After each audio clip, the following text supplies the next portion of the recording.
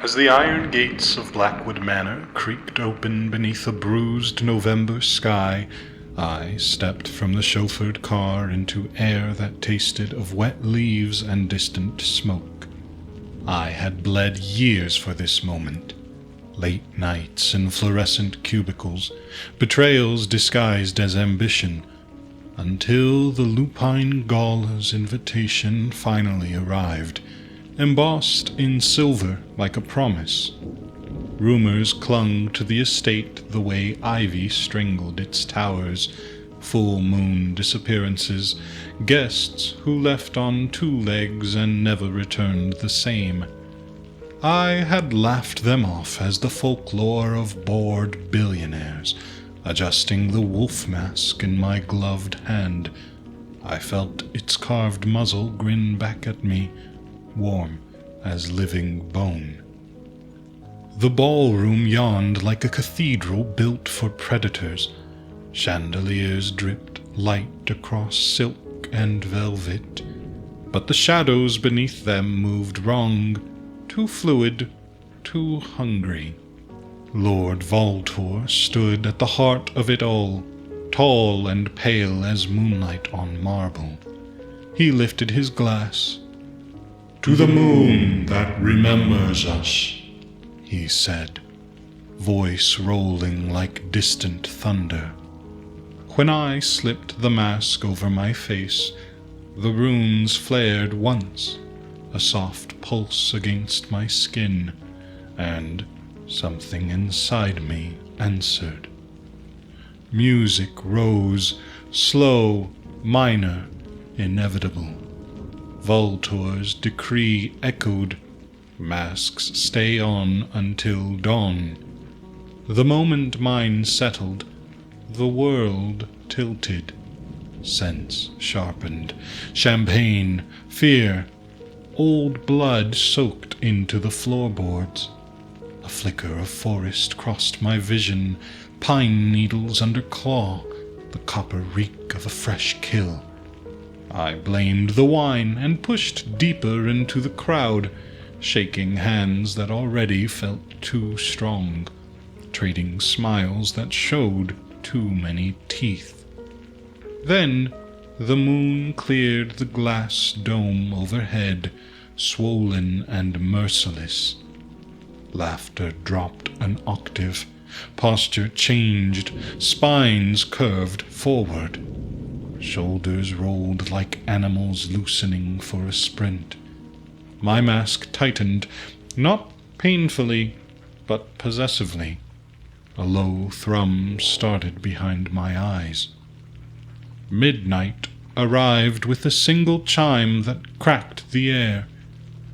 The change came in waves. First, the sound, a chorus of wet pops as joints rearranged.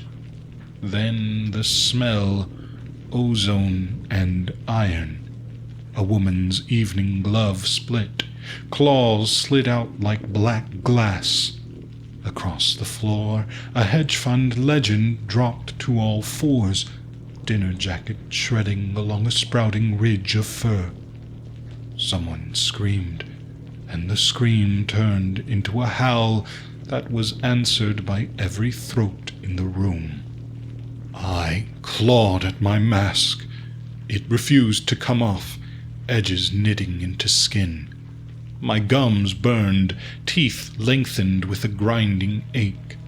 Vision bled into amber. For one clear second, I saw the ballroom as they now saw it. A pen of prey dressed in tuxedos and diamonds. I ran. Corridors twisted like intestines.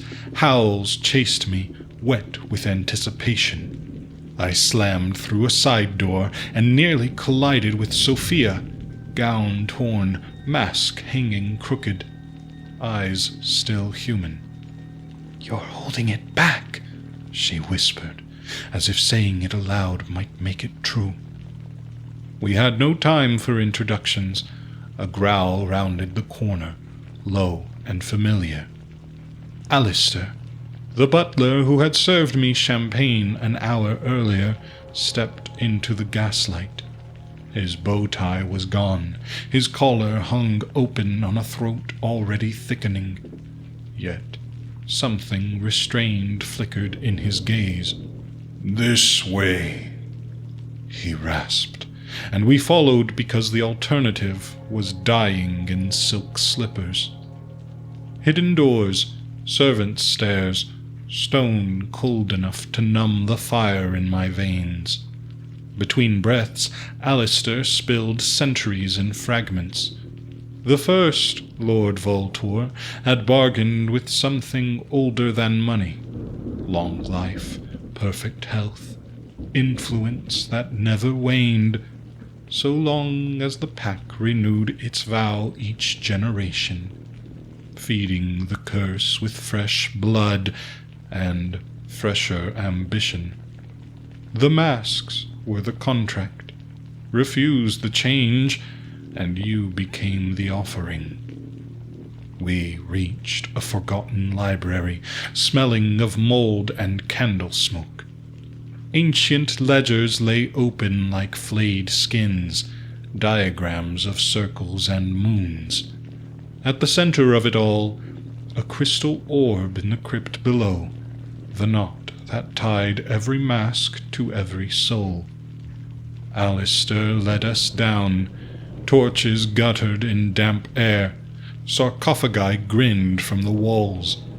The orb waited on its pedestal, drinking moonlight through a shaft in the ceiling, pulsing like a heart. Sophia reached for the nearest torch to smash it.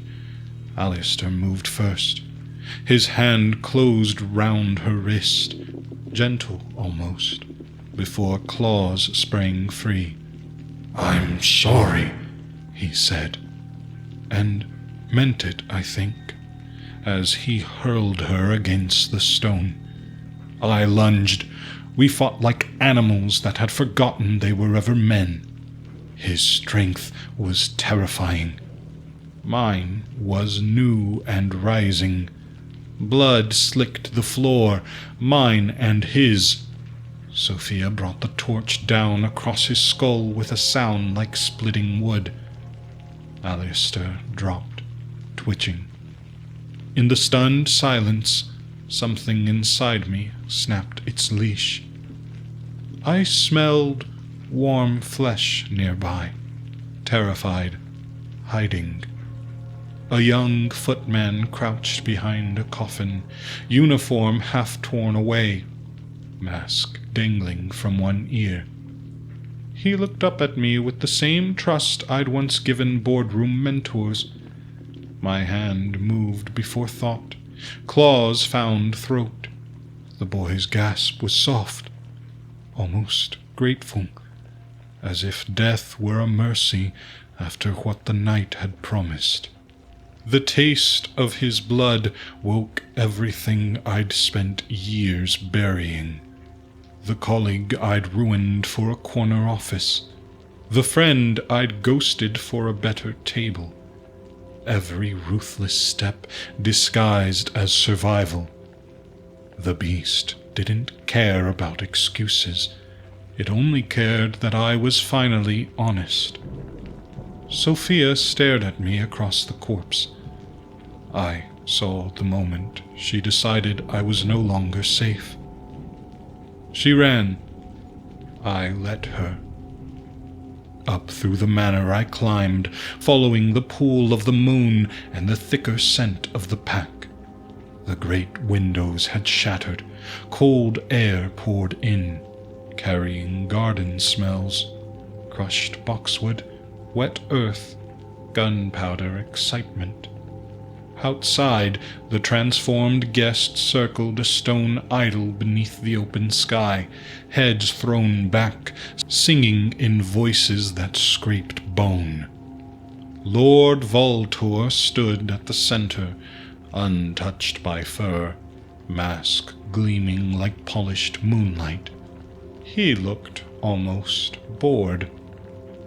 I found a broken chandelier arm, heavy with crystal.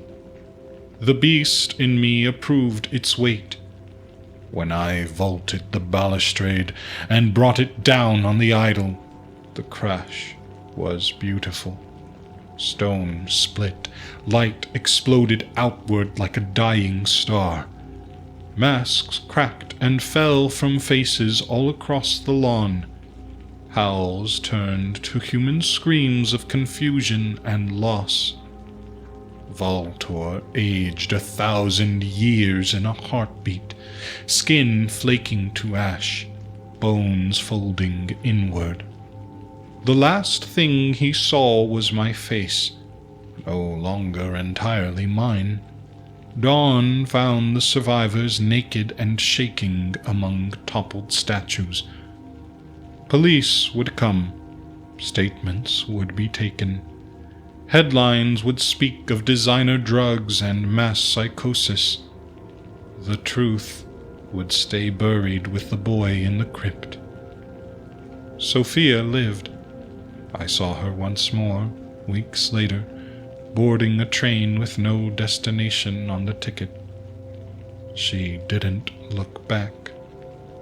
Some nights, the moon still calls.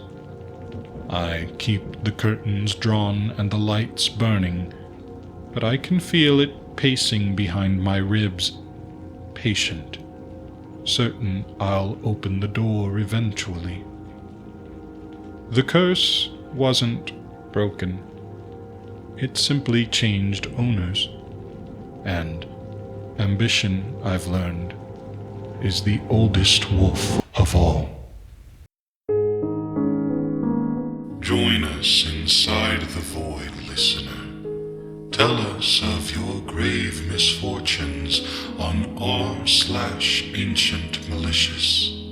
Give us your gold, your treasures, your time. Become like us. Become one with us.